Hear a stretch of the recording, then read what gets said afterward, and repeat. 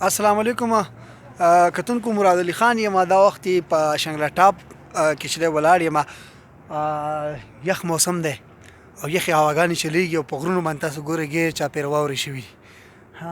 دا چې دی اسماني موړ دی او دا مخامخ شنګله ټاپ دی. دغه سپین غر چې تاسو ګورئ، دا تک سپین غر چې کوم دی دا شنګله ټاپ دی او دلته نری نری باران وریږي او شاته د دې شنګله ټاپ نه چې دی شاته یختنګی دی.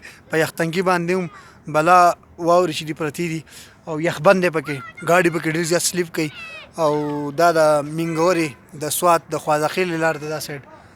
تاسو کتی شئ په دې غرونو باندې دا لوړه او ډېر ښایسته موسم دی. واوره شوې ده. تاسو د دغه واورو خوندونه اخیستی شئ. دلته چې دی په دې کورسۍ کې لږه واوره جمع شوې ده، ډېر یخ دی. زه تاسو ته دا واوره ښیم. دا یو لاس یې راله سم یخ کړو. نو دا واوره شوې ده او ډېر خوند کوي. ډېره یخه ده. نو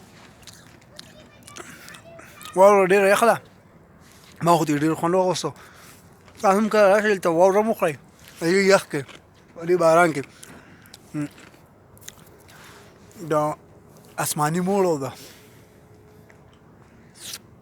ډېره یخه ده. دا چې بیا کله د ګوړې سره خوري د هغې جدا خوند دي که نه. نو تاسو راتلی شئ او دا ښایسته نظارې کتی شئ. دا وګوره شاته او بیا دا مخامخ تک سپین غر.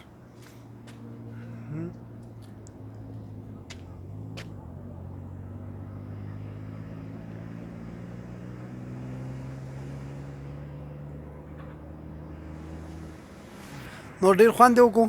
ما دې ډېر خوند واخیستو دلته د دې واورو نه او د دې یخنۍ نه.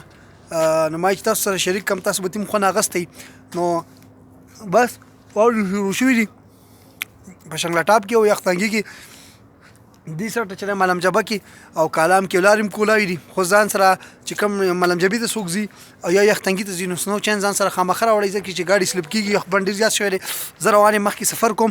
نور چې ښایسته کوم مناظر یا به تاسو سره شیر کوم د هغې پوره خپل قرباني ته اجازه ورکړئ. د الله په امان.